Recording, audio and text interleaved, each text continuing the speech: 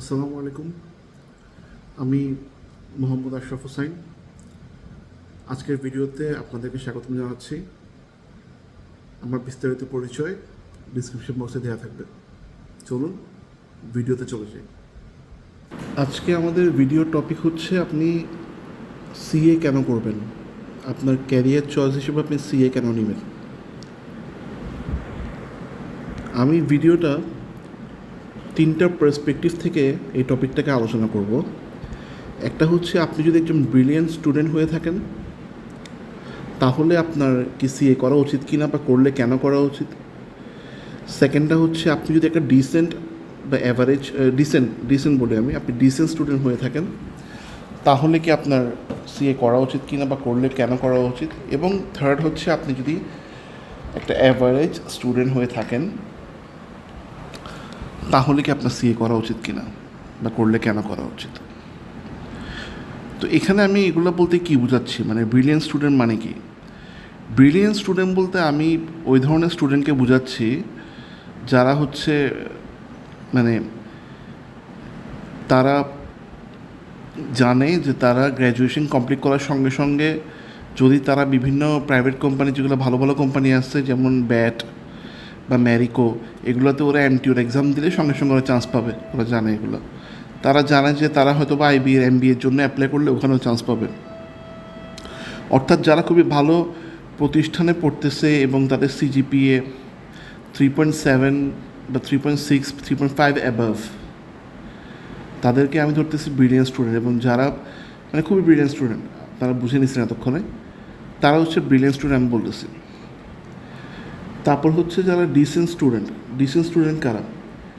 Dissent student হচ্ছে যারা হয়তো পাবলিক ইউনিভার্সিটিতে পড়তেছে না, বা পড়তেছে পাবলিক ইউনিভার্সিটি পড়লেও তাদের সিজিপিএ 3.5-এর নিচে, 3-এর উপর কিন্তু 3.5-এর নিচে, 3 থেকে 3.5-এর মধ্যে তাদের সিজিপিএ থাকতেছে, বা তারা সরকারি কলেজগুলোতে পড়তেছে অথবা প্রাইভেট ইউনিভার্সিটিতে পড়তেছে এবং মিডিয়াম লেভেলের স্টুডেন্ট, কিন্তু তারা অ্যাকাউন্টিং মোটামুটি ভালো লাগে, তাদের ম্যাথমেটিক্স তারা ভালো পারে, ইংলিশ ডিসেন্ট লেভেলের জানা আছে।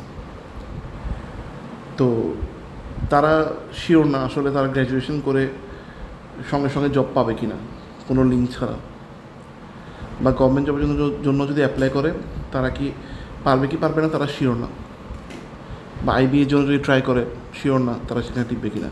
এটাকে আমি ধরতেছি ডিসেন্ট স্টুডেন্ট হিসাবে।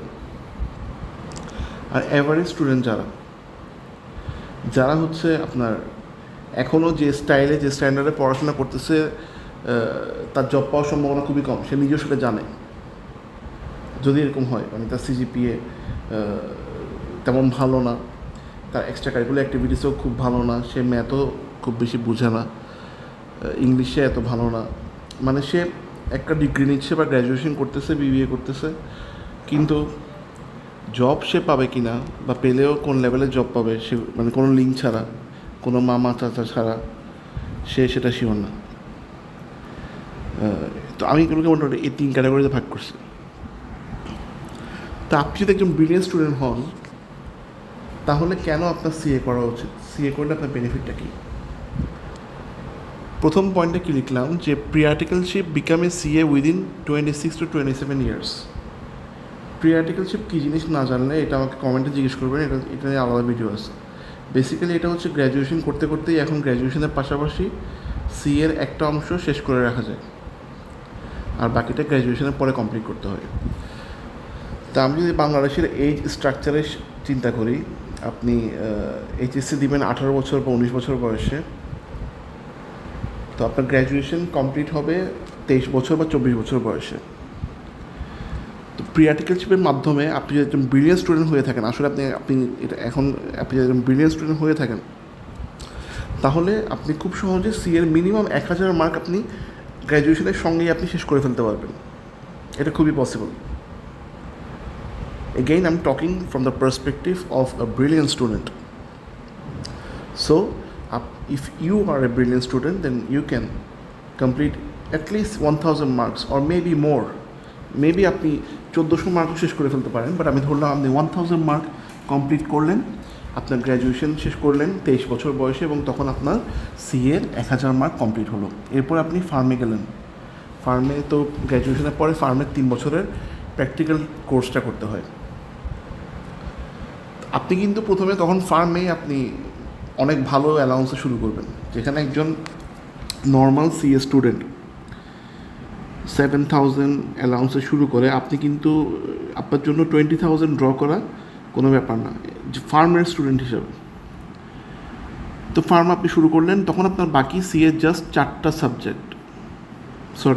সাবজেক্ট। যদি আপনি 1000 মার্ক কমপ্লিট করে থাকেন তাহলে 700 মার্ক বাকি।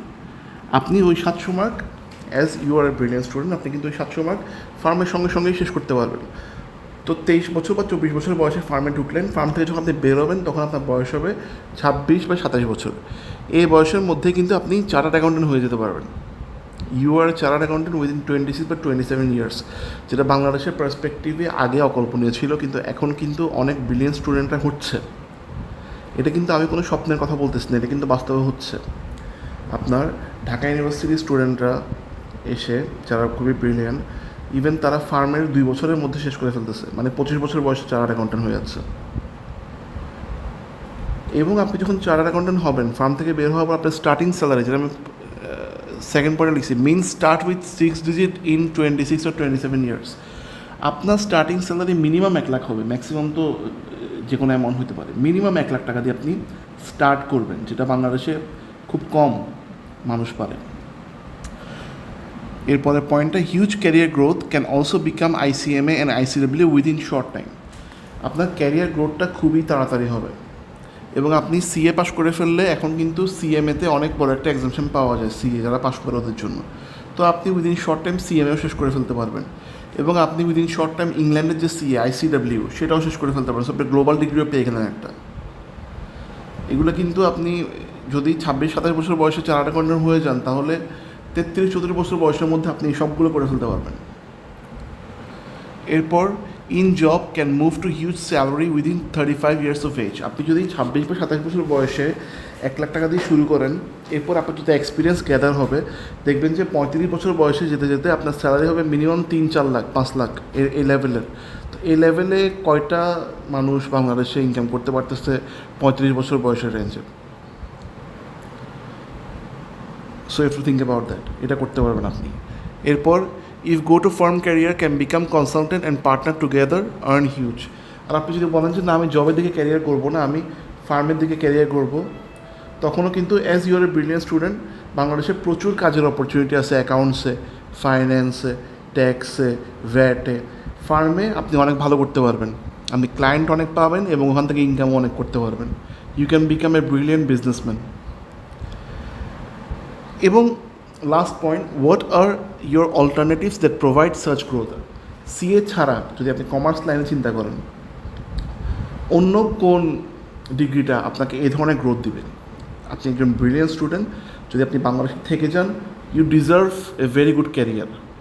অন্য কোন সেক্টরটা, ইভেন আমি যদি সায়েন্সেও বলি, বুয়েটের স্টুডেন্টরাও যদি স্কলারশিপ নিয়ে বাইরে না যায়, বাংলাদেশে কিন্তু তাদের ক্যারিয়ার গ্রোথটা এত ফাস্ট হয় না যেটা সিএ দিয়ে পসিবল। তো অল্টারনেটিভস কী আছে ওটা আপনি চিন্তা করেন, এরপর ডিসিশন নেন যে আপনি সিএ করবেন কি না। তাহলে সিএ কেন করবেন ব্রিলিয়েন্ট স্টুডেন্টরা, বা করবেন কি করবেন না? I think you got the answer. এখন আমি আসি ডিসিএন স্টুডেন্টদের মধ্যে ওদের আলোচনায়, যে ওরা কি সিএ কেন করবে, বা করলে কেন করবে, বা করবে কি করবে না। First point, pre-articleship can become part qualified within 26-27 years. আমি প্রি-আর্টিকেলশিপ দিয়ে একজন ব্রিলিয়েন্ট স্টুডেন্টকে প্ল্যান বলছি যে আপনি 26-27 বছর বয়সে চার্টার্ড অ্যাকাউন্টেন্ট হইতে পারবেন। আর আপনি যদি ডিসেন্ট স্টুডেন্ট হয়ে থাকেন, মানে ব্রিলিয়েন্টের নিচে এবং অ্যাভারেজের উপরে, তাহলেও আপনি 26-27 বছর বয়সে পার্ট কোয়ালিফাইডটা আপনি ইজিলি হতে পারবেন, যদি ইফ ইউ ওয়ার্ক হার্ড, আপনি যদি হার্ড ওয়ার্কটা করেন। তো আমি ধরলাম 26 বছর বয়সে বা 27 বছর বয়সে আপনি 1400 মার্ক পাস করলেন, 1700 মার্ক আপনি পাস করলেন না, আপনি অ্যাডভান্স লেভেলে উঠলেন, আপনি 1400 মার্ক পাস করলেন। Can start with 70 to 90K salary. তো আপনি যখন একজন অ্যাডভান্স লেভেলের স্টুডেন্ট হিসেবে ফার্ম থেকে আপনি বের হবেন 26 বছর বয়সে বা 27 বছর বয়সে, আপনার স্টার্টিং স্যালারি হবে মিনিমাম 70,000, এবং এটা মিনিমাম বলছি আমি, অধিকাংশ ক্ষেত্রে 80-90,000 হয়, স্পেশালি ঢাকার মার্কেটে, চিটগাংয়ের মার্কেটে 70 রেঞ্জে থাকে ইউজুয়ালি স্টার্টিংয়ে, অনেকে আবার বেশিও পায়। এটা দিয়ে আপনি স্টার্ট করলেন, এরপর huge career growth as you pass. তো আপনি তো জব শুরু করলেন, ধরেন আমি 70 ধরলাম, 70 দিয়ে শুরু করলেন। এরপর আপনি জবের সঙ্গে সঙ্গে এক্সামগুলো দিবেন যেগুলো আপনার বাকি আছে। যদি আপনি ধরেন 3-4 বছরের মধ্যে বাকি 3টা সাবজেক্ট আপনি শেষ করলেন এবং 1700 মার্ক পাস করলেন, চার্টার্ড অ্যাকাউন্ট্যান্ট হয়ে গেলেন, তাহলে কিন্তু আপনার ক্যারিয়ার গ্রোথটাও আপনার অনেক হিউজ হবে। Combined with experience you can reach multiple lakh salary within short time. So আপনার যখন ক্যারিয়ার গ্রোথটা হিউজ হবে বলতে আমি বোঝাচ্ছি আপনার এক্সপিরিয়েন্সের সঙ্গে, মানে আপনি 7 বছর জব শুরু করলেন, 3-4 বছরের এক্সপিরিয়েন্স যোগ হলো, সঙ্গে আপনি ওই 3টা সাবজেক্টও পাস করলেন, সিএ হয়ে গেলেন। সো আপনিও কিন্তু 3-4 লাখ স্যালারির রেঞ্জে বা 2-3 লাখ স্যালারির রেঞ্জে উইদিন শর্ট টাইম, মানে 32-33 বছর বয়সের মধ্যে আপনি চলে যেতে পারবেন, যেটাও বাংলাদেশের পার্সপেক্টিভে it's a very good career. এবং আবারও can move to firm business once you pass or work as tax VAT consultant along with job, good earning source. জবের পাশাপাশিও যদি আপনি আপনার ফার্মে কাজ ভালো করে শিখেন, আপনি ট্যাক্স ভ্যাটের কনসালটেন্ট হিসেবে কনসালটেন্ট হিসেবে বিজনেস করতে পারবেন। বা সিএ যখন পাস করে ফেললেন 32 বা 33 বছর বয়সে, তখন আপনি ফার্মের ডিরেক্টর হতে পারবেন বা পার্টনার হতে পারবেন। সো আপনি জবের পাশাপাশি বিজনেসের যে ক্যারিয়ার করার যে স্কোপ, ওইটাও অনেক বেশি পাবেন। Can become CA before 35 which is still a great thing. So আপনি যেটা বললাম, আপনি 33, 34, 35 বছর বয়সের মধ্যে আপনি চার্টার্ড অ্যাকাউন্ট্যান্ট হতে পারবেন এবং অনেক ইনকাম করতে পারবেন, আপনি ভালো একটা ক্যারিয়ার পাবেন। এবং last point, very important point, alternatives আপনার কী কী আছে আপনার চিন্তা করতে হবে যে সিএর ক্যারিয়ার লাইনটা এরকম, ট্র্যাকটা এরকম, আমার জন্য অন্যান্য অল্টারনেটিভস কী আছে, যে এর চেয়ে বেটার কি আমার কোনো ক্যারিয়ার কি হতে পারে কিনা। It should be decided by you have to think about that. এবার আসেন, আপনি যদি অ্যাভারেজ স্টুডেন্ট, মানে আপনি নিজেই জানেন যে আপনি পড়ালেখায় ভালো না, আপনি যদি এমন হন যে 3 বছর ফার্মে থেকেও পাস করেন নাই, বা পাস করছেন খুবই কম, ধরেন 700 মার্ক পাস করছেন, 800 মার্ক পাস করছেন, আপনি অ্যাডভান্স লেভেলে যেতে পারেন নাই, বা আপনি সার্টিফিকেট লেভেলে কয়েকটা পাস করছেন বা পাস একদম করেন না, বাট আপনার কাজের আগ্রহ আছে, কাজ শিখার আগ্রহ আছে, তখনও সিএ আপনাকে অনেক ভালো একটা ক্যারিয়ার দিতে পারে। কীভাবে? আপনি পাস করলেন না বা 500-600 মার্ক পাস করলেন, আমার অনেক পরিচিত মানুষ আছে যারা সিএর এখন 1700 মার্কের মধ্যে 600 পাস করছে, 500 পাস করছে, কিন্তু ওরা মাসে 1.5-2 লাখ টাকা ইনকাম করে। কিভাবে করে? তারা ফার্মে থাকা অবস্থায় ট্যাক্স ভ্যাটের কাজ খুব ভালো মতো শিখছে, অ্যাকাউন্টস প্রিপারেশনের কাজ খুব ভালো মতো শিখছে, কাজ জানার ফলে উনি ইজিলি 50-60 হাজার টাকার একটা জব পেয়ে গেছে, বা শুরু করেছিল 30-40 দিয়ে, আস্তে আস্তে পারফরমেন্স দেখিয়ে এক্সপিরিয়েন্সের সঙ্গে আপনার 30 বছর বয়সের মধ্যে উনি 50,000-60,000 টাকা স্যালারি রেঞ্জে চলে গেছে। এটা হচ্ছে জব। যেহেতু সে ট্যাক্স ভ্যাটের কাজ জানে, সে ট্যাক্স ভ্যাটের কনসালটেন্ট হিসেবে কাজ করে, মানুষ থেকে ফাইলগুলো নেয়, ট্যাক্সের ফাইল, ভ্যাটের ফাইল, কারো অ্যাকাউন্টস প্রিপারেশন, এগুলো করে করে তার টোটাল যে ইনকাম মাস শেষে দেখা যাচ্ছে ওইটা 1,20,000 ক্রস করে গেছে। এরকম অনেক আমার পরিচিত আছে। সো আপনি যদি একজন অ্যাভারেজ স্টুডেন্ট হন, আপনি জানেন হয়তো পাস করতে পারবেন না, কিন্তু কাজের আগ্রহ আপনার আছে, কাজ শিখার আগ্রহ আপনার আছে, তখনও কিন্তু you can have a very good career with CA. তো এটা আপনাকে এখন ডিসাইড করতে হবে এই ওভারঅল পার্সপেক্টিভ থেকে যে আপনি সিএ করবেন কি না, সিএ করলে আপনার কী কী বেনিফিট হতে পারে, সেগুলো আমি এই ভিডিওতে ডিসক্রাইব করলাম বা করার চেষ্টা করছি। যদি ভিডিওটা ভালো লাগে শেয়ার করবেন, ইউটিউব থেকে দেখলে সাবস্ক্রাইব করবেন, ফেসবুকে দেখলে ফলো করবেন।